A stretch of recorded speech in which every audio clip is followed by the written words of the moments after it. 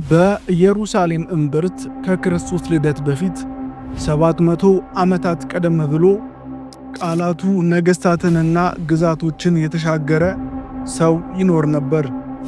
ራእዮቹ የሰማይን ዙፋን ክፍል ከፈቱ። ድፍረቱ ነገሥታትን ተገዳደረ። ትንቢቶቹም በቀጥታ ወደ መሲሁ ይጠቁሙ ነበር። የዚህ ሰው መጽሐፍ በተስፋ የበለጸገና ስለ ክርስቶስ ግልጽ በመሆኑ ቀደምት ክርስቲያኖች አምስተኛው ወንጌል ብለው ይጠሩት ነበር። ዛሬ ከውልደቱ እስከ ሞቱ የትንቢቶቹን ኃይል፣ መልእክቶቹ ምን እንደነበሩና እኛን ዛሬ ምን እንደሚያስተምሩን እናያለን። የዛሬው የመጽሐፍ ቅዱስ ታሪክ እንግዳችን ኢሳይያስ ነው። እስከ መጨረሻው ከእኛ ጋር አብረው ይቆዩ። ኢሳይያስ የተወለደው ከክርስቶስ ልደት በፊት በ760 ዓመተ ዓለም አካባቢ በኢየሩሳሌም በንጉሥ ዖዝያን የበለጸገ የግዛት ዘመን ነበር። ኢሳይያስ የመጣው ከክቡር ወይም ከካህን ቤተሰብ ነበር። አንዳንድ ወጎች ደግሞ የንጉሥ ዖዝያን የአጎት ልጅ እንደሆነ ይገልጻሉ። በዚህ ምክንያት ኢሳይያስ ጥሩ ትምህርት ያገኘ፣ በንጉሣዊ ሥርዓትና ቋንቋ የሰለጠነ እንዲሁም የቤተ መቅደስ አምልኮን ጠንቅቆ የሚያውቅ ሰው ነበር። ስሙ በዕብራይስጥ የሻያሁ ማለት ሲሆን ትርጉሙም እግዚአብሔር አዳኝ ነው ማለት ነው። ስሙ እንኳ ለአስርተ ዓመታት የሚያውጀውን መልእክት ይዞ ነበር። እንደ ታልሙድ ከሆነ የኢሳይያስ አባት አሞጽ የንጉሥ አማጽያ ወንድም ነበር። ይህም እውነት ከሆነ ኢሳይያስ ከቤተ መንግሥቱ አቅራቢያ ያደገ፣ ነገሥታት ሲገዙና መንግሥታት ሲታገሉ ያየ ነበር። ከልጅነቱ ጀምሮ በኢየሩሳሌም ባለው ሀብትና በይሁዳ በተስፋፋው ጣዖት አምልኮ መካከል ያለውን ልዩነትም ተመልክቷል። ንጉሥ ዖዝያን በሞተበት ዓመት ከክርስቶስ ልደት በፊት በ740 ዓመተ ዓለም አካባቢ ኢሳይያስ ሕይወቱን የቀየረ ራእይ ተመለከተ። በቤተ መቅደሱ ውስጥ እግዚአብሔርን በዙፋኑ ላይ ከፍ ከፍ ብሎ ተቀምጦ አየ። ሱራፌልም ፊታቸውን ሸፍነው እንዲህ ብለው ጮኹ፣ ቅዱስ ቅዱስ ቅዱስ የሰራዊት ጌታ እግዚአብሔር፣ ምድር ሁሉ በክብሩ ተሞልታለች። ኢሳይያስ በኃጢአቱ ተውጦ እንዲህ ብሎ ጮኸ፣ ወዮልኝ! እኔ የረከሰ ከንፈር ያለኝ ሰው ነኝ። እናም በረከሰ ከንፈር ባለው ሕዝብ መካከል እኖራለሁ። አንድ ሱራፌል አፉን በሚነድ ፍም ነካው፣ እንዲህም አለው፣ በደልህ ተወግዷል፣ ኃጢአትህም ተሰርዮልሃል። ከዚያም የእግዚአብሔር ማንን እልካለሁ? ማንስ ይሄድልናል? የሚል ድምፅ መጣ። ኢሳይያስ በታሪክ ውስጥ አስተጋብተው በሚኖሩ ቃላት መለሰ፣ እነሆኝ እኔን ላከኝ። ከዚያን ጊዜ ጀምሮ ኢሳይያስ ለነገሥታትና ለአሕዛብ የእግዚአብሔር ድምፅ ሆነ። የኢሳይያስ ቤተሰብ የትንቢታዊ ጥሪው አካል ነበር። ቅዱሳት መጻሕፍት እንደሚነግሩን ነቢይት ተብላ ከተጠቀሰች ሴት ጋር ተጋብቶ ነበር። አብረው ቢያንስ 2 ወንዶች ልጆች ነበራቸው እና ስማቸው ለይሁዳ መለኮታዊ መልእክቶችን ይዞ ነበር። የአንዱ ልጅ ስም ሻሃር ያሹብ ሲሆን ትርጉሙም ቅሬታዎች ይመለሳሉ ማለት ነው። ኢሳይያስ ልጁን በጠራ ቁጥር ፍርድ ቢመጣም እግዚአብሔር ከሕዝቡ ታማኝ ቅሬታን እንደሚያስቀር ማስታወሻ ነበር። የሌላው ልጁ ስም ማህር ሻላል ሃሽባዝ ሲሆን ይህም ስም በመጽሐፍ ቅዱስ ውስጥ ረጅሙ ስም ነው። ትርጉሙም ምርኮ ፈጠነ፣ ብዝበዛ ቸኮለ ማለት ነው። ይህ ስም የመጪውን የአሦር ወረራ እና በይሁዳ ጠላቶችና ታማኝ ባልሆኑት ላይ በፍጥነት የሚደርሰውን ጥፋት ማስጠንቀቂያ ነበር። የኢሳይያስ ቤተሰብ ብቻ አልነበረም። ኢሳይያስ ራሱ እነሆ እኔና እግዚአብሔር የሰጠኝ ልጆች ለእስራኤል በጽዮን ተራራ ከሚኖረው ከሰራዊት ጌታ ከእግዚአብሔር ዘንድ ምልክትና ተአምራት ነን በማለት እንደጻፈው ቤተሰቡ ሕያው ትንቢት ነበር። ጋብቻውና ልጆቹ ከእግዚአብሔር የተሰጡ በአገልግሎቱ ውስጥ የተሸመኑ ምልክቶች ነበሩ።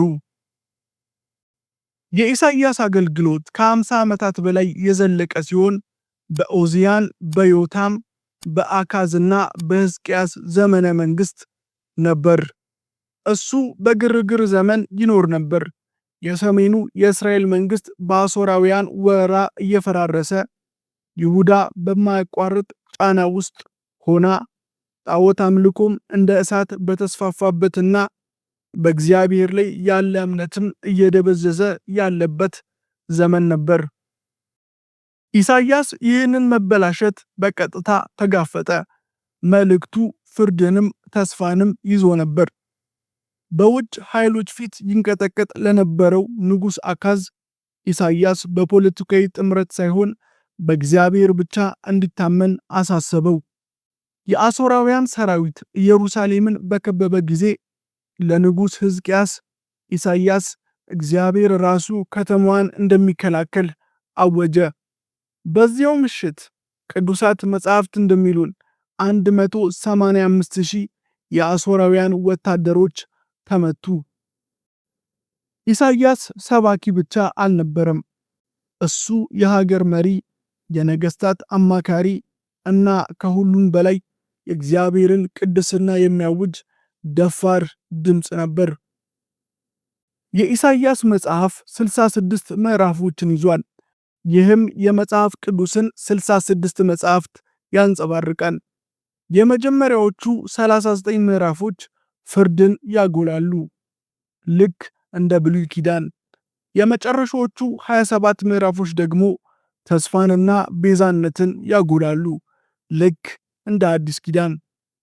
የመጽሐፉ ዋና ዋና ጭብጦች የሚከተሉትን ያካትታሉ። አንደኛ፣ የእግዚአብሔር ቅድስና። ኢሳይያስ እግዚአብሔርን የእስራኤል ቅዱስ ብሎ ከ25 ጊዜ በላይ በመጽሐፉ ውስጥ ይጠራዋል። ሁለተኛ፣ በኃጢአት ላይ የሚመጣ ፍርድ። በይሁዳ በእስራኤልና በአካባቢው ባሉ አሕዛብ ላይ ስለሚመጣ ፍርድ የኢሳይያስ የትንቢት መጽሐፍ ያነሳል። ሶስተኛ፣ የቅሬታዎች ተስፋ። እግዚአብሔር በዚህ ሁሉ ውስጥ ቅሬታዎች እንዳሉትና እርሱ ታማኝ ሕዝብን እንደሚጠብቅ ይጠቅሳል። በመጨረሻም የመሲሐዊ ትንቢት፣ የሚመጣ ንጉሥ፣ አገልጋይና አዳኝ እንዳለ ይህ የትንቢት መጽሐፍ ይጠቁማል። የኢሳይያስ ትንቢቶች በብሉይ ኪዳን ውስጥ ከክርስቶስ ግልጽ ምስሎች መካከል ናቸው። ቀደምት የቤተ ክርስቲያን አባቶች ያለማቋረጥም ይጠቅሷቸው ነበር። ከነዚህ መካከል አራቱን ታላላቅ ትንቢቶች እናንሳ።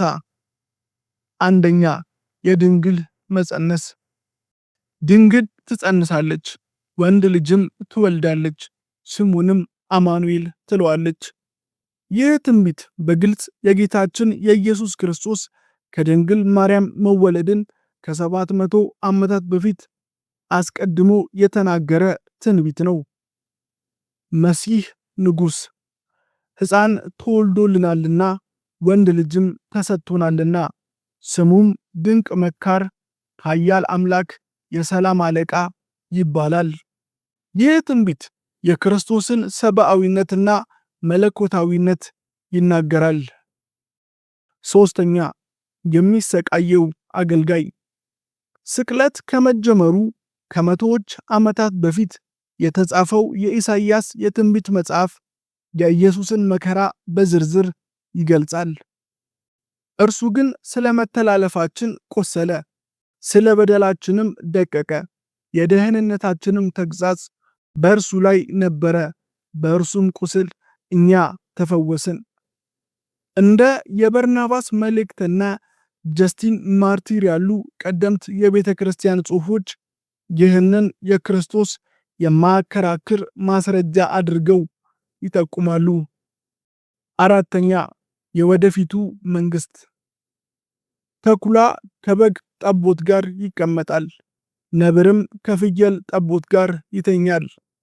ጥጃና የአንበሳ ደቦል ፍሪዳም በአንድነት ያርፋሉ፣ ታናሽም ልጅ ይመራቸዋል። ምድር እግዚአብሔርን በማወቅ ትሞላለችና። የክርስቶስ አገዛዝ አንድ ቀን የሚያመጣውን የሰላም ራዕይ ያሳያል። ሌላ ነቢይ የመሲሁን ሙሉ ምስል እንደዚህ አድርጎ አልገለጸም። ልደቱን፣ አገልግሎቱን፣ መከራውን፣ ድሉንና ዘላለማዊ መንግስቱን ኢሳይያስ በትንቢቱ ውስጥ ገልጿል። የኢሳይያስ ፍርሃት የለሽ እውነትን መናገር ጠላቶች እንዲኖሩት አድርጎታል። እንደ አይሁድና ቀደምት ክርስቲያን ወግ በንጉሥ ምናሴ ዘመን ኢሳይያስ ስድብ ፈጽሟል ተብሎ ተከሰሰ።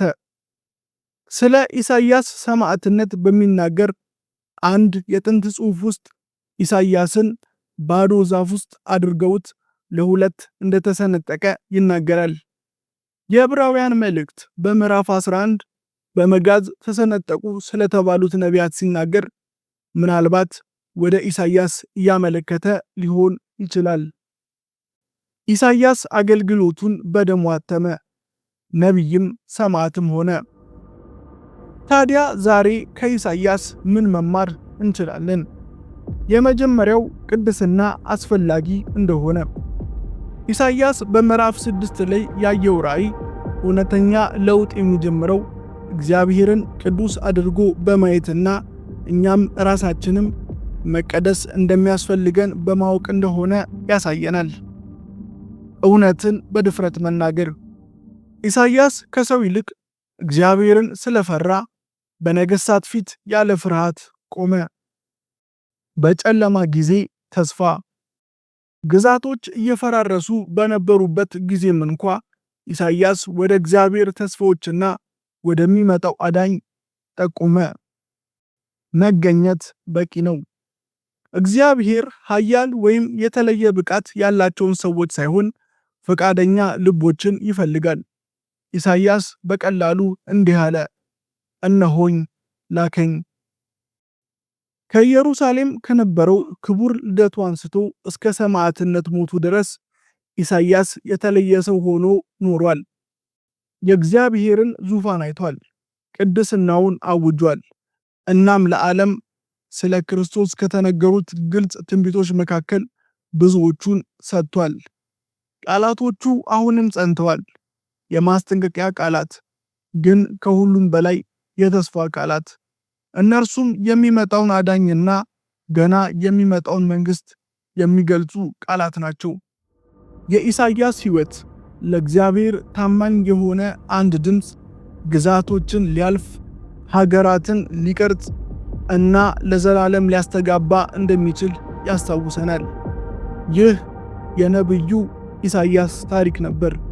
እርሱ በጨለማ ዘመን የእግዚአብሔር ድምፅ ነበር።